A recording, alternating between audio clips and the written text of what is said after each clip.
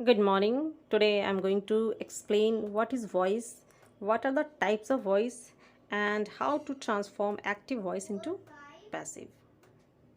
तो first of all voice क्या है? ये किसी भी सेंटेंस को ट्रांसफॉर्म करने का एक तरीका है। कह सकते हैं कि सेंटेंस ट्रांसफॉर्मेशन का एक वे है। किसी भी लैंग्वेज में किसी सेंटेंस को हम 2 या 3 तरह से बोल सकते हैं।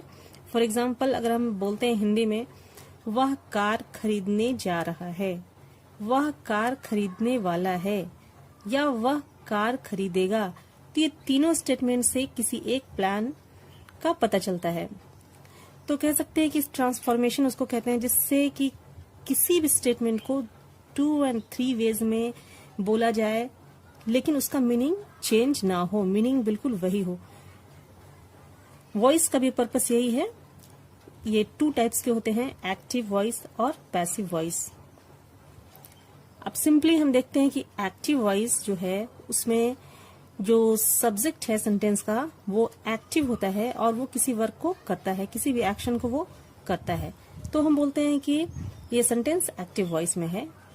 और अगर किसी सेंटेंस का सब्जेक्ट पैसिव हो जाता है और ऑब्जेक्ट एक्टिव हो जाता है तो उस सेंटेंस को हम बोलते हैं कि सेंटेंस पैसिव वॉइस में है। पहले मैं ये बताऊं कि वो कौन से फॉर्मूलाज हैं जिनको हम अप्लाई करके किसी भी एक्टिव वॉइस को पैसिव में चेंज करते हैं। ठीक है, उसके पहले मैं ये बता दूं कि आखिर पैसिव वॉइस का पर्पस क्या होता है। तो फर्स्ट है, एक्शन इज मोर इम्पोर्टेंट। किसी भी पैसिव वॉइस में जहां पे एक्शन ज्यादा इम्पोर्टेंट हो तो वैसे स्टेटमेंट को हम पैसिव वॉइस में बोलते हैं। For example, watches are made in Switzerland. अब यहाँ देखते हैं स्टेटमेंट में सब्जेक्ट नहीं है, लेकिन फिर भी ये अपने आप में कंप्लीट है क्योंकि यहाँ पर एक्शन वर्ड जो है वो ज्यादा स्ट्रेस किया जा रहा है। We don't know who did it. किसी किसी स्टेटमेंट में जो सब्जेक्ट है डूअर है उसके बारे में हमको पता नहीं होता है।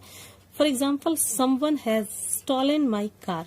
ठीक है, इसमें डूअर के बारे में हमको पता नहीं है, तो ऐसे स्टेटमेंट को हम पैसिव वॉइस में इजीली बोल सकते हैं। Like, my car has been stolen, lots of people do it. बहुत सारे जो ऐसे एक्शन हैं, एक्टिविटीज हैं जो इतने लोग करते हैं, अनकाउंटेबल। तो यहाँ पे सब्जेक्ट इंपॉर्टेंट हमारे लिए नहीं होता है। Like, cars are driven on the highway. ठीक है, अब यहाँ हम देखते हैं कि यहाँ पे कौन कर रहा है वो ज्यादा इंपॉर्टेंट नहीं है। ठीक है, क्योंकि बहुत लोग चलाते हैं कार। ठीक है ना। वी डोंट वांट टू से हु डिड इट। कभी कभी ऐसा भी होता है कि हम सब्जेक्ट को बताना नहीं चाहते हैं। For example, I made a mistake. ठीक है, अब सिंपली हम उसको बोल सकते हैं अ मिस्टेक वॉज मेड। ठीक है, यहाँ पे सिंपली हम ये नहीं बताना चाहते हैं कि मैंने गलती की, हम सिंपली ऐसा बोलते हैं कि गलती हो गई, गलती हो गई। ठीक है, तो ये सारे पर्पस हैं जिसको हम एक्सप्रेस करने के लिए पैसिव वॉइस का यूज करते हैं। तो चलिए हम देखते हैं फॉर्मूला जिसको अप्लाई करके हम किसी भी एक्टिव वॉइस को पैसिव वॉइस में चेंज करते हैं। और टेंस के 12 फॉर्म में से सिर्फ 8 को ही हम कन्वर्ट कर सकते हैं पैसिव वॉइस में। फर्स्ट है present simple, I do my homework. अब इस स्टेटमेंट में हम देखते हैं कि आई क्या है, सब्जेक्ट है, डू है वर्ब, और माई होमवर्क क्या है, ऑब्जेक्ट है। पैसिव जब भी हम बनाएंगे तो बस ये याद रखेंगे कि हमारा ऑब्जेक्ट क्या है। अब इसमें हम देखते हैं ऑब्जेक्ट है माई होमवर्क, तो इसको हम डायरेक्टली इसको सब्जेक्ट बना देंगे। माई होमवर्क प्रेजेंट टेंस में है तो हम इज और आर का यूज करते हैं। और सिंपली एक थिंग जो कॉमन है वो सारे पैसिव वॉइस में कि लास्ट में जो हम जिस वर्ब का यूज करते हैं वो है पास्ट पार्टिसिपल। तो हमारा डू जो है वो पास्ट पार्टिसिपल डन में चेंज हो जाता है। My homework is done. Present continuous, I am doing my homework. अब सिंपली बहुत इजी जो है वो आप ऑब्जेक्ट को पहचान करके सिंपली हम उसको पहले लाते हैं, माई होमवर्क।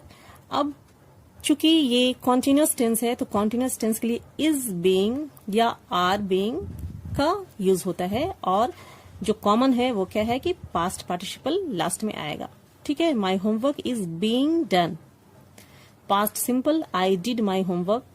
माई होमवर्क अब पास्ट आ गया तो वाज और वर का यूज करेंगे और it will be followed by a past participle form of verb. My homework was done. Past continuous भी बिल्कुल सेम है जैसा कि present continuous, बस यहाँ जो changes we have to make is we have to use was and were in place of is and are. I was doing my homework. My homework was being done. Present perfect tense. I have done my homework. My homework has been done. Past perfect. I had done my homework. My homework had been done. तो present simple जो तो आपका present perfect और past perfect में जो change है वो has और हैड का सिर्फ है, बाकी बीन का यूज हम दोनों में ही करते हैं और it is followed by past participle verb. Future simple, I will do my homework. My homework will be done. Simple हम विल और शैल के साथ बी का यूज करते हैं। फ्यूचर कॉन्टिन्यूअस टेंस का यूज वैसे नॉर्मली हम नहीं करते हैं, लेकिन इसको हम इस तरह से कर सकते हैं। फ्यूचर में हम बी वर्ब का यूज करके I am going to do my homework, ठीक है, my homework is going to be done. अब सिंपल वे में हम क्या देखते हैं कि जो चेंजेस हम कर रहे हैं सिंपली यही कर रहे हैं कि ऑब्जेक्ट जो है वो सारे स्टेटमेंट में ऑब्जेक्ट जो है वो सब्जेक्ट बन जाता है। प्रेजेंट में हम जो प्रेजेंट सिंपल है उसमें इज आर का यूज करते हैं। कॉन्टिन्यूअस, प्रेजेंट कॉन्टिन्यूअस और पास्ट कॉन्टिन्यूअस में हम इज बीइंग, आर बीइंग या वाज बीइंग या वर बीइंग का यूज करते हैं। और प्रेजेंट परफेक्ट में जो हम हैड बीन वो चेंज हो जाता है, पास्ट परफेक्ट में बन जाता है हैड बीन। इसी तरह फ्यूचर सिंपल में हम विल के साथ बी का, विल और शैल के साथ बी का यूज करते हैं। और बाकी जितना भी लास्ट वाला जो आपका वर्ब है, जो यहाँ जो सिंपल जो एक्शन वर्ड है वो आपका कन्वर्ट हो जाता है, चेंज हो जाता है पास्ट पार्टिसिपल वर्ब में। तो ये स्लाइड चेंजेस है जिसको अगर आप एक बार अच्छे से इस चार्ट को देख लो तो you can easily transform a sentence into